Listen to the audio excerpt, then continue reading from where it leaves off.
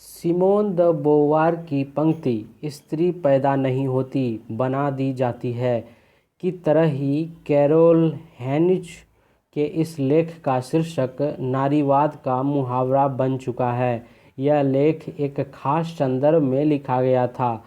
1968 में नारीवादी महिलाओं के एक समूह ने जब अपनी बैठकों में निजी समस्याओं और अनुभव पर चर्चा करने के जरिए उन्हें सिद्धांतबद्ध करने की कोशिश की तो उसे अन्य नारीवादी या गैर नारीवादी समूहों की तीखी भर्त्सना का शिकार होना पड़ा। घरेलू श्रम से लेकर घरेलू उत्पादन तक को निजी समस्या मानने की यह समझ इन समस्याओं को अलग अलग स्त्रियों की व्यक्तिगत प्रतिकार न कर पाने के लिए उन स्त्रियों को जिम्मेदार ठहराती हैं।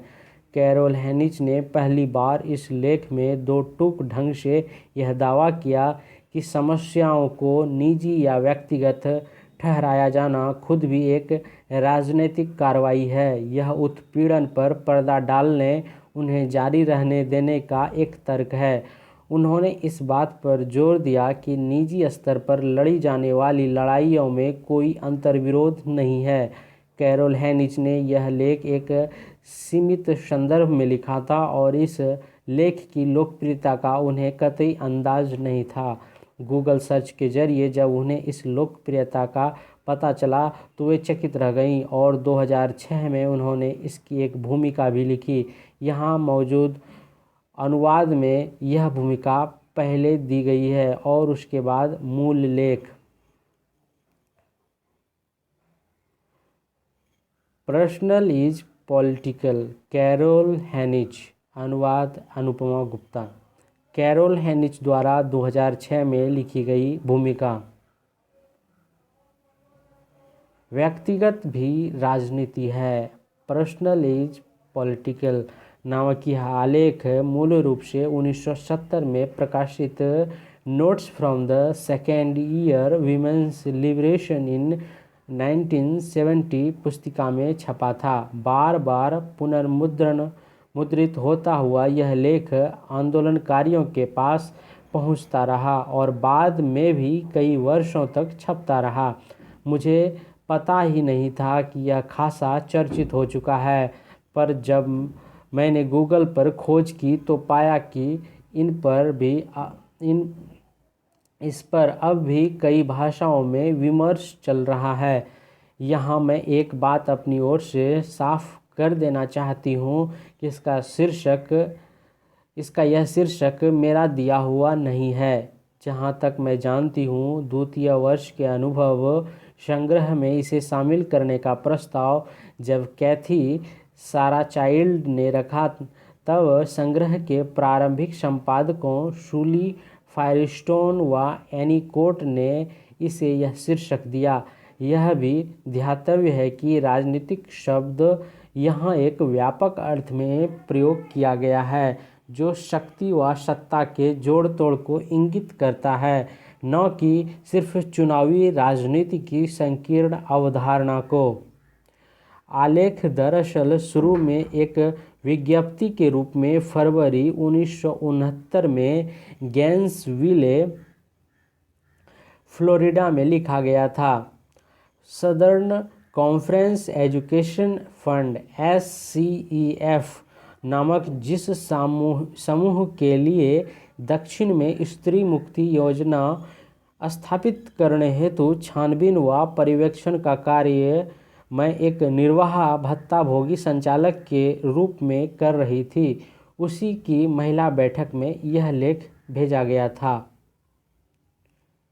प्रारंभ में इसका शीर्षक डॉटी के स्त्री मुक्ति आंदोलन संबंधी विचारों की प्रतिक्रिया में मेरे कुछ विचार था और यह डॉटी जनरल एक अन्य कर्मचारी द्वारा लिखी विज्ञप्ति के उत्तर में लिखा गया था, जिसमें उनका मत था कि यह आंदोलन बोध प्राप्ति अथवा चेतना के उभार का कार्य था, जिसका उद्देश्य स्त्रियों का मानसिक उपचार मात्र था। उसका प्रश्न था कि क्या यह नवीन स्त्री मुक्ति आंदोलन सचमुच राजनीतिक कहा जा सकता है। उग्र स्त्रीवादी विचारों पर इस प्रकार की प्रतिक्रिया 1969 में प्रारंभ में कोई नई नहीं थी। उस वक्त नागरिक अधिकारों, वियतनाम युद्ध और पुरानी नई वामपंथी विचारधाराओं को लेकर नए उग्र आंदोलन हुए, जिनमें से हम कई कार्यकर्ताओं का निर्माण हुआ था, लेकिन ये समूह पुरुष वर्चस्व वाले थे और स्त्री मुक्ति को लेकर सामान्यतः उनमें बड़ी घबराहट फैली हुई थी, खासकर उस नए स्त्री मुक्ति आंदोलन को लेकर जिसकी मैं प्रबल पक्षधर थी। मिसिसिपी नागरिक अधिकार आंदोलन में 10 माह तक हिस्सा लेने के बाद जब मैं न्यूयॉर्क पहुंची तो मैंने पाया कि हमारे आसपास के सभी दलों में से SCEF ही सबसे अधिक परिपक्व और प्रगतिशील था। नए समझौते न्यू डील के जमाने से ही जाति, आर्थिक व राजनीतिक न्याय के मुद्दों पर इसकी उपलब्धियां काफ़ी अच्छी थी। मैंने इसे न्यूयॉर्क दफ्तर के व्यवस्थापक की हैसियत से 1966 से काम शुरू किया। SCEF ने न्यूयॉर्क की उग्र सुधारवादी स्त्रियों को अपने इस दफ्तर में सभाएं करने की अनुमति दे रखी थी और मेरे अनुरोध पर दक्षिण में स्त्री मुक्ति परियोजना WLF के स्थापित होने की संभावनाएं तलाशने को भी यह संस्था राजी हो गई। लेकिन बाद में SCEF के कर्मचारियों में से ही कई लोग स्त्री पुरुष दोनों ही इन स्त्रियों की आलोचना में बढ़ चढ़कर हिस्सा लेने लगे, जो अपने स्वयं के दमन पर चर्चा के लिए उन चेतना जागरण सत्रों में एकत्र होती थी। आलोचना का आधार यही था कि निजी समस्याओं पर यह चर्चा मात्र आत्म केंद्रियता है और निजी दिलासा पाने का एक साधन। निश्चित ही इसका कोई राजनीतिक स्वरूप नहीं हो सकता। कभी कभी ये आलोचना यह जरूर स्वीकार करते थे कि स्त्रियां प्रताड़ित हैं, किंतु सिर्फ तंत्र द्वारा, कि हमें समान वेतन मिलना चाहिए और भी कुछ अधिकारों की बात की जाती थी। लेकिन अपनी तथाकथित निजी समस्याओं को सार्वजनिक चर्चा में घसीट लाने के लिए उन्होंने हमें हद दर्जे का तुच्छ माना। खासकर कुछ दैहिक मसलों जैसे काम प्रवृत्तियों, रूप, रंग और गर्भपात पर खुली चर्चा करने के लिए हमें काफ़ी भला बुरा कहा गया। गृह कार्य तथा बच्चों की देखभाल में पुरुषों के भी हाथ बटाने की हमारी मांग को एक स्त्री पुरुष द्वय के बीच की निजी समस्या माना गया। विरोधीगण दावा करते थे कि यदि स्त्रियां सिर्फ स्वयं के लिए खड़े हो जाने का साहस दिखाएं और अपने जीवन का उत्तरदायित्व स्वयं ले लें तो अपनी मुक्ति के लिए उन्हें एक अलग आंदोलन की कतई ज़रूरत नहीं है। यह भी कहा गया कि जो समस्याएं हम अपने निजी स्तर पर नहीं सुलझा सकें उसका निपटारा क्रांति खुद कर देगी, बशर्ते हम अपना मुंह बंद रखें और क्रांति में अपनी अपनी भूमिका निभाएं। यह आरोप निराधार माना गया कि स्त्रियों के दमन से पुरुष लाभान्वित होते हैं, किंतु स्त्री के दमन के लिए उसे ही दोषी मानने के बजाय पुरुष वर्चस्व के विरोध में आंदोलन छेड़ने की जरूरत को हम समझ रहे थे। तभी तो नई स्त्री पक्षीय विचारधारा सामने आई। इसने उस पुरानी स्त्री विरोधी विचारधारा को चुनौती दे दी जो आध्यात्मिक, मानसिक, तात्विक, पारलौकिक तथा छद्म इतिहास की दलीलों से यह सिद्ध करने का प्रयास करती थी कि अपनी प्रताड़ना के लिए स्त्रियां स्वयं जिम्मेदार हैं। अब वास्तविक भौतिकवादी विश्लेषण से धीरे धीरे यह स्पष्ट हो रहा था कि स्त्रियां वैसा क्यों करती हैं जैसा वे करती हैं। भौतिक शब्दों से यहाँ मेरा मतलब मार्क्सवादी संसार के भौतिकवादी अर्थात वास्तविकता से है, न कि उपभोक्तावाद से। यह समझ लेने पर कि स्त्रियां दमन को स्वीकारते रहने की जिस स्थिति में है वह उनके द्वारा उत्पन्न नहीं की गई है, बल्कि उन्हें सदियों से ऐसा करने पर मजबूर किया जाता रहा है। इस समस्याओं से निजी स्तर पर जूझने का निरर्थक दबाव हट गया और यह वर्ग संघर्ष का मुद्दा बन गया, जिसके लिए पुरुष वर्चस्व के खिलाफ एक अलग स्त्री मुक्ति आंदोलन की जरूरत महसूस की जाने लगी। यह स्त्री पक्षी सिद्धांत स्त्री दमन की उस लिंग के अनुसार भूमिका के कारण मानने वाली अवधारणा को भी चुनौती देने में सफल रहा, जिसके अनुसार समाज स्त्रियों को जैसी शिक्षा देता है वे उसी के अनुसार व्यवहार करती है। हम सब अपनी उन आदतों से परिचित हैं जो हमने कभी बचपन में डाली गई थी, पर जैसे ही वे दबाव हम पर से हटे हमने उस तरह व्यवहार करना भी छोड़ दिया। यह उन चेतना जागरण सत्रों का ही असर था कि अपने निजी अनुभव तथा स्त्री दमन से लाभ उठाने वाले वर्गों की जानकारी के विश्लेषण द्वारा हम स्त्री पक्षी विचारधारा की एक वैज्ञानिक समझ विकसित कर सकें। हमारी दमनकारी परिस्थितियां हमारी अपनी वजह से नहीं हैं और काल के संदर्भ में वे हमारे अपने दिमाग की उपज नहीं हैं। इस नए बोध ने हमें बहुत साहस भर दिया और साथ ही मुक्ति संघर्ष के लिए एक ठोस वास्तविक आधार प्रदान कर दिया। व्यक्तिगत भी राजनीतिक है। आलेख हुआ इसमें प्रस्तुत सिद्धांत SCEF और अन्य आंदोलनों द्वारा हमारे विरोध की प्रतिक्रिया थी। मैं समझती हूँ यह जानना आवश्यक होगा कि यह आलेख संघर्ष के ही एक उत्पाद के रूप में सामने आया। सिर्फ SCEF के विरोध में मेरे संघर्ष ही नहीं बल्कि उन सब के खिलाफ संघर्ष के उत्पाद के रूप में जो स्वतंत्रता स्त्री मुक्ति आंदोलन WLF को या तो रोकने की कोशिश कर रहे थे या इसकी धार कुंद करने की। यह भी द्रष्टव्य है कि प्रस्तुत सिद्धांत मात्र मेरे मस्तिष्क के उपज नहीं था, यह हमारे WLM तथा इसके न्यूयॉर्क रेडिकल विमेंस के एक खास समूह तथा न्यूयॉर्क रेडिकल विमेंस के समूह के भी एक खास गुट, जिसे कभी कभी स्त्री पक्षी धड़ा प्रो वुमेन लाइन फैक्शन कहा जाता था, का सम्मिलित प्रयास था। यह सच है कि न्यूयॉर्क में रेडिकल वुमेन में से तथा वृहत स्त्रीवादी समुदाय में कुछ स्त्रियों ने प्रारंभ से ही हमारे चेतना जागरण के कदम का विरोध किया और इस दावे पर अड़ी रही कि स्त्रियों को सदियों से भरमाया गया है, जिससे वे अपने ही दमन का हथियार बन गई हैं, और यह भी कि यह समस्या राजनीतिक नहीं बल्कि सामाजिक और मनोवैज्ञानिक है। यदि समझा जाए तो इन स्त्रियों ने भी हमारे स्त्री पक्षी सिद्धांत के आकार लेने में मदद की।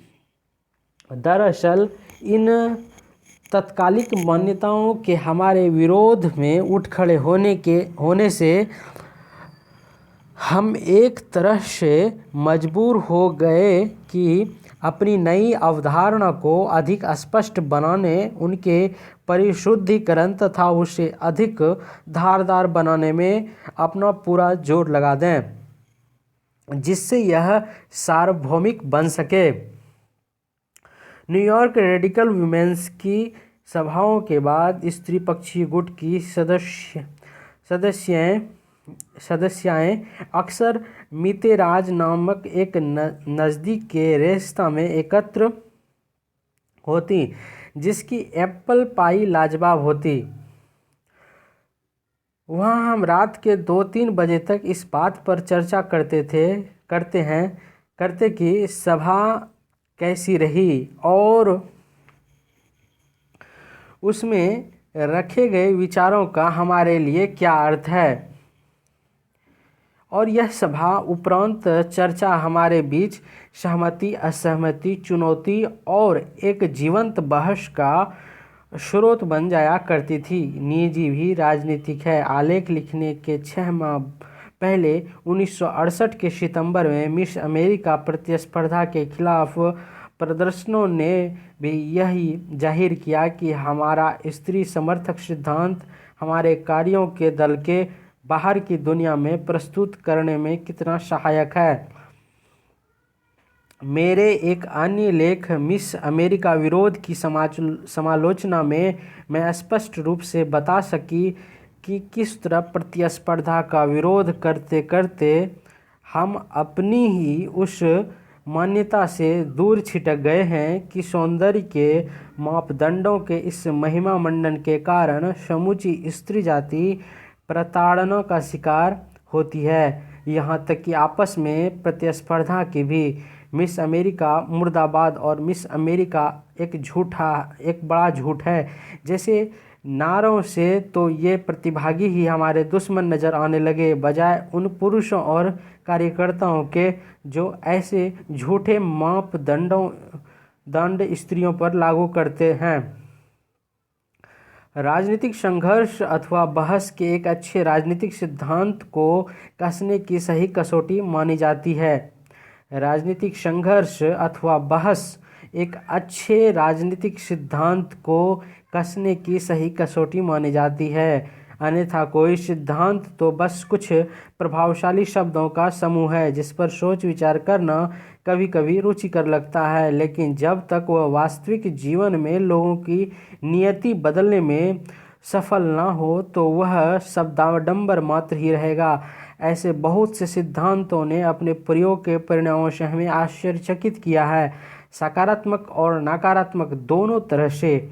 जब मैं विचार करती हूँ कि यदि आज के संदर्भों में मैं इस आलेख को फिर से लिखूँ तो इसमें क्या बदलूँगी, तो यह देखकर मुझे सचमुच बहुत अचरज हुआ कि किस प्रकार यह लेख समय की कसौटी पर खरा उतरा है। हालांकि कुछ चीज़ें जिन्हें मैं आज और विस्तार से लिखना चाहती हूँ, जैसे कि सामाजिक वर्गों की मेरी अति सरलीकृत परिभाषा या फिर कुछ अन्य जो आज अधिक अस्पष्टता की मांग करते हैं, इनमें से दो जो मुझे अत्यंत महत्वपूर्ण लगते हैं। स्त्रियां इतनी चतुर तो सिद्ध हुई हैं कि वे संघर्ष का रास्ता अकेले नहीं अपनाती, और दूसरा घर में रहना नौकरी की चूहादौड़ में शामिल होने से कम बुरा नहीं है। इसमें से पहले वक्तव्य का अर्थ यह नहीं है कि चतुर होने के कारण स्त्रियां संघर्ष करना ही नहीं चाहती, जैसा कि हमारे स्त्री पक्षीय सिद्धांत के कुछ विरोधी दावा करते हैं। यह सच है कि स्त्रियां कभी कभी अकेले संघर्ष का रास्ता नहीं पकड़ती। ऐसा तब होता है जब या तो वे अपनी जीत के प्रति आश्वस्त नहीं होती या फिर जब उन्हें संघर्ष की प्रतिक्रिया दमन से भी अधिक खतरनाक होने की आशंका होती है। फिर भी देखा जाए तो व्यक्तिगत संघर्ष हमें कुछ न कुछ तो देते ही हैं। जब WLM बहुत सक्रिय नहीं है या उसका वजूद भी नज़र से ओझल हो जाता है, तब अपनी निजी लड़ाइयाँ जारी रखकर हम इसे जीवित तो रख सकते हैं, बल्कि इन निजी संघर्षों की ज़रूरत हमें तब भी रहेगी जब WLM बहुत सक्रिय हो, क्योंकि हमारा दमन बहुधा हमारे जीवन वृत्त से जुड़ा होता है। प्रत्येक स्त्री के लिए भिन्न भिन्न आंदोलन जिस उद्देश्य की प्राप्ति के लिए व्यापक स्तर पर लड़ता है, उसी के लिए हमें अपने निजी स्तर पर भी सक्रिय भागीदारी दिखानी होगी। किंतु निजी प्रयास हमेशा सीमित ही हो सकते हैं, और पुरुष वर्चस्व को समाप्त करने के लिए हमें पहले के अपने सारे आंदोलन से बड़े और शक्तिशाली आंदोलन की ज़रूरत है। जहाँ तक दूसरे वक्तव्य का सवाल है, तो उस बिंदु पर मैं सूसन बी एंथोनी की बात से सहमत हूँ कि मुक्त होने के लिए स्त्री का अपना आय का स्रोत होना जरूरी है। सार्वजनिक कार्य क्षेत्र में भागीदारी के बिना वे आत्मनिर्भर नहीं हो सकती। इसका अर्थ यह भी है कि बच्चों की देखभाल की सार्वजनिक व्यवस्था, कार्यस्थलों की स्त्री पुरुष समानता की दृष्टि से पुनर्निर्मित घरों के बच्चों का लालन पालन व अन्य गृह कार्यों में पुरुषों की भागीदारी के लिए भी हमें मिलकर संघर्ष करना है, ताकि स्त्रियां ही इन सारे कामों को न करती रह जाएं। आज मुझे लगता है कि काश हम पहले ही जान पाते कि निजी भी राजनीतिक है और स्त्री पक्षी विचारधारा इन दो धारणाओं को किस किस तरह बदला जाएगा और इनका दुरुपयोग किया जाएगा। स्त्री पक्षी गुट प्रो वीमेन लाइन द्वारा विकसित अन्य क्रांतिकारी विचारों की तरह ही इन अवधारणाओं को बदला गया, आंदोलन से हटा ही दिया गया, यहाँ तक कि उन्हें उनके ही मूल उद्देश्य के खिलाफ प्रयुक्त किया गया।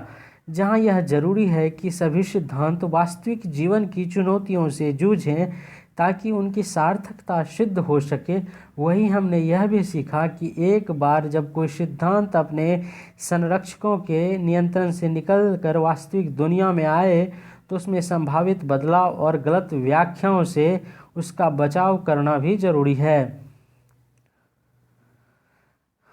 Personal is political. इस आलेख को लिखते हुए मैं हाल ही में चर्चित रही उपचार बनाम उपचार और राजनीति की वामपंथी बहस के करीब रहना चाहूँगी। इसे हम व्यक्तिगत बनाम राजनीतिक का नाम भी दे सकते हैं, या सारे देश में चर्चा के दौरान इस बहस को कुछ और भी नाम दिए गए हैं। इन ऑरेलेंस न्यू ऑर्लिन्स के दल से मिलने का मौका मुझे कभी नहीं मिला, किंतु न्यूयॉर्क व गैंसविले के दलों की सभाओं में जाते हुए मुझे 1 वर्ष से अधिक हो चुका है।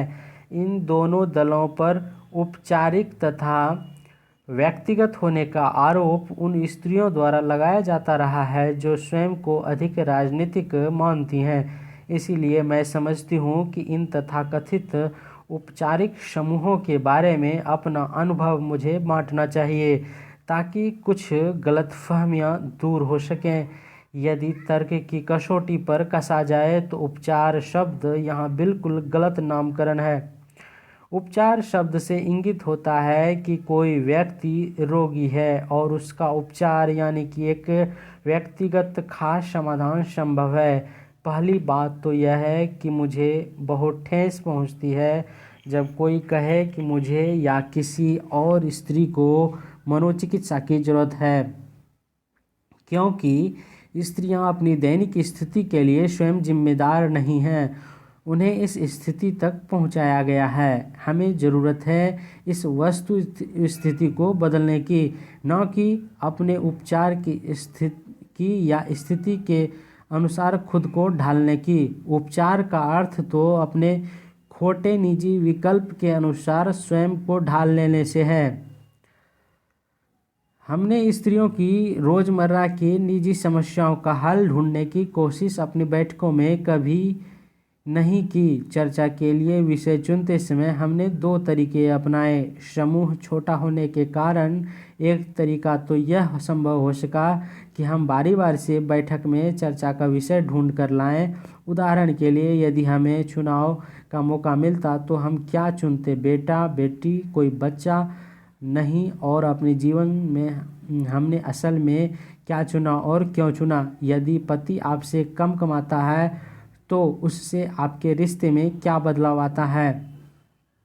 फिर कक्ष में बैठी हर समस्या के निजी अनुभवों की मदद से हम इन प्रश्नों का उत्तर ढूंढने की कोशिश करते हैं। प्रत्येक व्यक्ति को बोलने का मौका दिया जाता था। चर्चा के अंत में हम सुने हुए सारे अनुभवों में संबंध सूत्र तलाशने की कोशिश करते ताकि एक व्यापक निष्कर्ष निकाला जा सके। मैं विश्वास करती हूँ और शायद आगे भी करती रहूँगी कि ये चर्चाएं राजनीतिक सक्रियता का ही रूप हैं। मैं इन सत्रों में भाग इसीलिए नहीं लेती कि मुझे अपनी निजी समस्याएं सार्वजनिक करने की कोई ज़रूरत है, बल्कि इसके उलट मैं ऐसा करना कभी पसंद नहीं करती। आंदोलन की एक सक्रिय कार्यकर्ता होने के नाते मुझ पर हमेशा यह दबाव रहता है कि मैं सदा सशक्त, निस्वार्थ, दूसरों के लिए सोचने वाली, त्यागमयी और सामान्यतः अपने जीवन के नियंत्रण सूत्र अपने हाथ में रखने वाली स्त्री नजर आऊं। निजी समस्याओं के वजूद को स्वीकार करना भी अपने आप को निर्बल सिद्ध करना हो जाएगा। आंदोलन के हिस्से के रूप में मैं एक समर्थ स्त्री बने रहना चाहती हूँ, न कि यह स्वीकारना कि मेरी भी ऐसी कोई निजी समस्याएं हैं जिनका हल मैं स्वयं नहीं ढूंढ पा रही हूँ। इन समस्याओं के अलावा जो पूंजीवादी तंत्र से सीधे जुड़े हैं, इन स्थिति में अपने अनुभव को उस तरह व्यक्त कर पाना जिस तरह हमने उसे महसूस किया है, अपने जीवन को उस तरह चित्रित कर पाना जैसा वह हमें लगा है, न कि वैसा जैसी हमसे कहने की अपेक्षा की गई, निश्चित ही एक साहसिक राजनीतिक कदम है। अतः इन बैठकों में मेरी भागीदारी किन्हीं निजी समस्याओं का हल ढूंढने के लिए नहीं थी। इन चर्चाओं में एक पहली चीज़ जो हमारे सामने स्पष्ट हुई वह यह थी कि अब तक हम जिन्हें अपनी निजी समस्याएं मानते आए हैं वे दरअसल राजनीतिक हैं। इस काल बिंदु पर इन समस्याओं के निजी समाधान के लिए हमें सामूहिक तौर पर प्रयत्न करना होगा। मैं इन बैठकों में शामिल हुई होती क्योंकि मेरी जो राजनीतिक समझ इन चर्चाओं से विकसित हुई, यह मेरा समूचा अध्ययन, सारे राजनीतिक बहस मुबाहिसे, सारे राजनीतिक कार्यक्रम और आंदोलन में लगाए 4 वर्ष भी नहीं कर सके थे। अपनी आँखों पर अपने लंबे राजनीतिक अनुभव का गुलाबी चश्मा जो मैंने चढ़ा रखा था, उसे उतारने को मैं बाध्य हो गई और अंततः इस कड़वे सच का सामना मुझे करना ही पड़ा कि एक स्त्री के रूप में मेरा जीवन वास्तव में कितना कठोर है। पहले की उस गूढ़ बौद्धिक समझ, दूसरों के लिए संघर्ष से पैदा हुई उस दया भाव और उच्चता के शिखर पर बैठी अपनी छवि के विपरीत यह नवीन बोध मेरे अपने अनुभव में मेरे अपने संघर्ष के सच्चे स्वरूप को जान लेने के कारण विकसित हुआ था। यहाँ इससे इनकार करना बेईमानी होगा कि इन सत्रों के कम से कम 2 पहलू तो सचमुच मनोचिकित्सा जैसा महत्व भी रखते थे। हालांकि उन्हें भी मैं निजी उपचार के बजाय राजनीतिक उपचार कहना अधिक पसंद करूंगी। सबसे महत्वपूर्ण पहलू था स्वयं पर इल्ज़ाम लगाने की यंत्रणा से मुक्ति। एक बार सोचकर देखिए, यदि सारी अश्वेत और श्रमिक की मेरी परिभाषा के अनुसार वह प्रत्येक शख्स श्रमिक है जो जीविका के लिए कार्य करता है और वह नहीं जो कार्य नहीं करता। स्त्रियां यदि अपनी कमतर जिंदगी के लिए स्वयं को जिम्मेदार मानना छोड़ दें तो हम क्या पा सकते हैं? मुझे लगता है कि समूचे देश के इस प्रकार के राजनीतिक उपचार की ज़रूरत है और श्वेत आंदोलन भी तो आखिर यही कर रहा है, किंतु अपने तरीके से। हमें यह अपने तरीके से करने की ज़रूरत है। अपने आप को जिम्मेदार न मानने की अभी हमने शुरुआत भर की है। हमें ऐसा भी लगता है कि हम जीवन में पहली बार अपने लिए चिंतन कर रहे हैं, जैसा कि एक लिलिथ व्यंग्य चित्र में कहा गया है, मैं बदल रही हूँ, मेरे दिमाग में मांसपेशियाँ बढ़ रही हैं।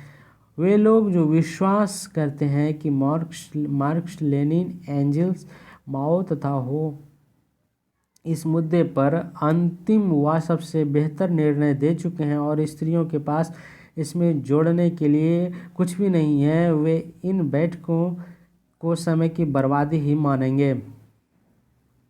मैं जिन समूहों की सदस्य थी वे इन बैठकों के कारण कोई मुक्त या गैर पारंपरिक रहन सहन वाली स्त्रियों के समूह नहीं बन गए थे। अपनी बैठकों में इस नतीजे पर पहुंचने में हमें अधिक दिन नहीं लगे कि वर्तमान परिस्थितियों में सारे ही विकल्प स्त्रियों के लिए अनिष्टकारी हैं, चाहे हम किसी पुरुष के साथ रहते हों या उसके बिना, दल में रहते हों या जोड़े, अकेले हों, शादीशुदा या कुंवारे, अन्य स्त्रियों के साथ रहते हों, मुक्त प्रेम को मानते हों, ब्रह्मचर्य अपनाएं या लेस्बियन हों या कोई भी और जुड़ाव करें। हर एक बुरी स्थिति में कुछ अच्छी कुछ बुरी चीज़ें होती हैं। बस आज हमारे पास मुक्ति के कोई बेहतर रास्ते हैं ही नहीं।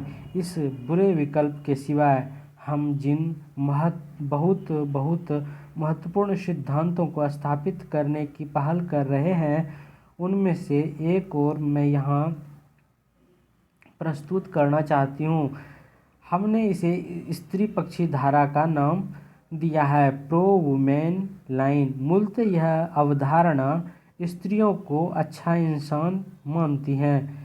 हमारे बारे में जो बुरी बातें कही जाती हैं वे या तो मिथक हैं, जैसे स्त्रियां बेवकूफ़ होती हैं, या कुछ महत्वाकांक्षी स्त्रियों की चालें जैसे अमुक स्त्री डायन है, या कुछ हमारी अपनी मान्यताएं जिन्हें हम नए समाज में भी ले जाना चाहते हैं और चाहते हैं कि पुरुष इन्हें माने, जैसे स्त्रियां कोमल व भावुक होती हैं। दरअसल सभी दमित समुदायों की तरह स्त्रियां भी ज़रूरत के अनुसार अभिनय का सहारा लेती हैं, जैसे पुरुष की उपस्थिति में गूंगी गुड़िया की तरह पेश आना।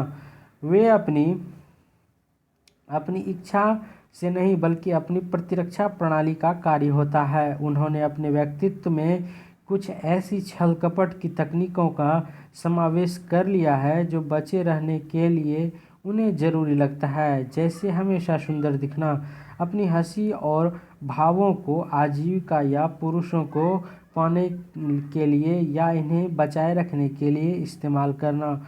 और इन तरीकों को वे तब तक प्रयोग करती रहेंगी जब तक कि एक तरफा की शक्ति द्वारा वे मुक्त न हो जाएं और ये तरीके बेज़रूरत हो जाएं। स्त्रियां इतनी चतुर तो हैं कि अकेले पुरुष जाति से नहीं भिड़ती, वैसे ही जैसे अश्वेत या श्रमिक।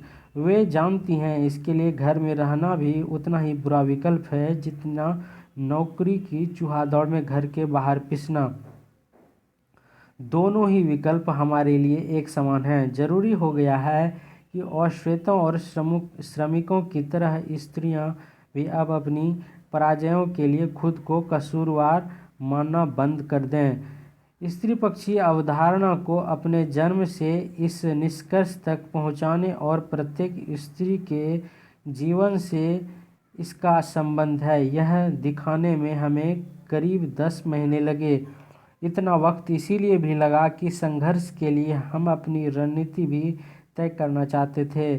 जब हमारी बैठकों की शुरुआत हुई थी तभी हम बहुमत की बात मानते तो शायद हम सड़कों पर होते। शादी और बच्चों के लालन पालन के खिलाफ, कार्य चुनने की स्वतंत्रता के लिए सजने संवरने वाली स्त्रियों और गृहिणियों के खिलाफ, दैहिक भिन्नताओं को नज़रअंदाज करने और संपूर्ण समानता पाने के लिए और भी भगवान जाने किस किस चीज़ के लिए संघर्ष करते हुए। किंतु अब लंबे सोच विचार के बाद हमें नज़र आ रहा है कि ये सारी चीज़ें मात्र व्यक्तिगत समाधान ही कहे जा सकते हैं। वर्तमान में आंदोलनकारी गुटों द्वारा संघर्ष के लिए कई मुद्दे इनमें से ही उठाए गए हैं। मिस अमेरिका प्रतिस्पर्धा के समय स्त्रियों के ही विरुद्ध आंदोलन छेड़ देने वाली, बिना सैद्धांतिक आधार के शोर शराबा करने वाली ये स्त्रियां ही थीं। इस तरह का एक अन्य गुट दिन के समय बच्चियों की देखभाल करने वाला एक निजी केंद्र खोलना चाहता है। इन बातों पर विचार किए बिना कि छोटी बच्चियों के लिए इससे भी बेहतर कोई विकल्प हो सकता है, या फिर इन केंद्रों से क्रांति का आखिरकार कौन सा उद्देश्य पूरा होगा। किंतु इसका अर्थ यह भी नहीं है कि हम सिर्फ सोचते हुए हाथ पर हाथ रखकर बैठे रहें। दरअसल हमारे पास इसके पर्याप्त कारण हैं। हमारा दल अभी कोई कार्रवाई नहीं करना चाहता। इनमें से एक कारण मेरी नज़र में यह है कि यह मुद्दा इतना ज़्यादा महत्वपूर्ण है कि कुछ भी कदम उठाने के पहले हम निश्चित कर लेना चाहते हैं कि हम जो भी रास्ता अपना रहे हैं वही इस काम को करने का सबसे सही तरीका है। मैं नहीं चाहती। कुछ कर दिखाने की जल्दबाजी और जोश में हम आंदोलन को गलत दिशा दे दें। हमारे न्यूयॉर्क गुट में इस बात पर हमेशा ही मतभेद रहा है कि कोई कार्रवाई की जाए या नहीं। जब मिस अमेरिका प्रतिस्पर्धा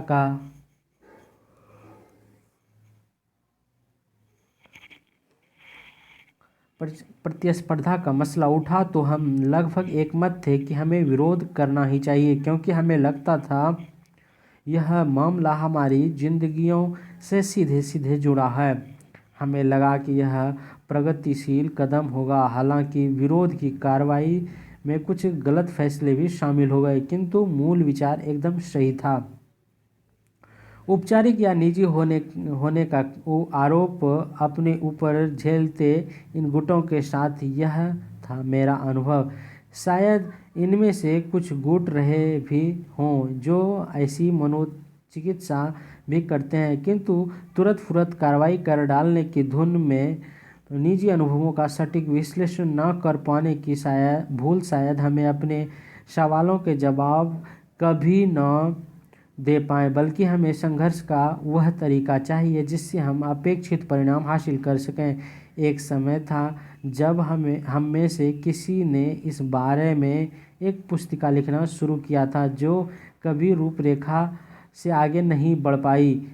अब हम इस पर भी फिर से काम कर रहे हैं और आशा है करीब 1 माह में यह पूरी हो जाएगी। यह सच है कि हम जिन अनुभवों एहसासों की बात करते हैं उनमें संबंध सूत्र ढूंढने और सार्वभौमिक निष्कर्ष निकालने और हुनर हमें अभी और अच्छी तरह सीखना है। हम में से कुछ ने इस कला की ज़रूरत के बारे में दूसरों को बताने की जिम्मेदारी ठीक से नहीं निभाई। यहाँ एक और बात मैं कहूँगी, हमें यहाँ मुख्यधारा की तथाकथित और राजनीतिक स्त्रियों की विचार प्रक्रिया को समझने की भी बहुत ज़रूरत है। इसीलिए नहीं कि उन्हें संगठित करने का काम हम ज़्यादा बेहतर ढंग से कर सकते हैं, बल्कि इसलिए कि वे यदि हमारे साथ मिल जाएं तो हमारा आंदोलन सच्चे अर्थों में सबका आंदोलन बन सकता है। मैं महसूस कर रही हूँ कि हम जैसे कार्यकर्ता जो अपना पूरा समय आंदोलन को दे रहे हैं, धीरे धीरे एक वैचारिक संकीर्णता का शिकार होते जाते हैं। आज की सच्चाई यही है कि गैर आंदोलनकारी स्त्रियां हमसे सहमत नहीं हो रही और हमें यह गलतफहमी हो गई है कि ऐसा उनके और राजनीतिक होने के कारण है, न कि हमारा अपना नज़रिया गलत होने के कारण। स्त्रियों ने बड़ी संख्या में अन्य आंदोलनों से भी किनारा कर लिया। इसका सीधा सीधा कारण तो यह है कि हम भोगिया बनते बनते थक चुके हैं और उन पुरुषों के लिए निरर्थक हटते हुए भी बाकी मानवता की मुक्ति के राजनीतिक संकल्प की बात करते हुए जिनका दुमुहापन साफ नज़र आता है, लेकिन बात यहीं ख़त्म नहीं होती। मैं इस समय इसे ठीक व्यक्त तो नहीं कर पा रही हूँ, लेकिन मुझे लगता है कि और राजनीतिक स्त्रियों के आंदोलन में हिस्सा न लेने की वजहें बहुत सशक्त हैं, और जब तक हम उन पर यह जोर डालते रहेंगे कि आपको हमारी तरह ही सोचना पड़ेगा और आंदोलन का हिस्सा बनने वाली हमारे खास वर्ग में जोड़ने के लिए हमारी तरह ही जीना पड़ेगा, तब तक हम असफल रहेंगे। मैं यही कहने की कोशिश कर रही हूँ कि और राजनीतिक, हालांकि मैं उन्हें राजनीतिक ही मानती हूँ, स्त्रियों के अवचेतन में कुछ बातें हैं जो उन्हीं की उतनी ही सच हैं जितनी कि हमें अपनी राजनीतिक समझ लगती है। हमें यह जानने की कोशिश करनी ही चाहिए कि इतनी सारी स्त्रियां आखिरकार सक्रिय क्यों नहीं होना चाहती। हमारे लिए अभी यह स्पष्ट नहीं है कि हमारी कार्रवाई ही कुछ गलत है, या यह कि हम कार्रवाई कर क्यों रहे हैं, या फिर करने के कारणों का हमारा विश्लेषण गलत है।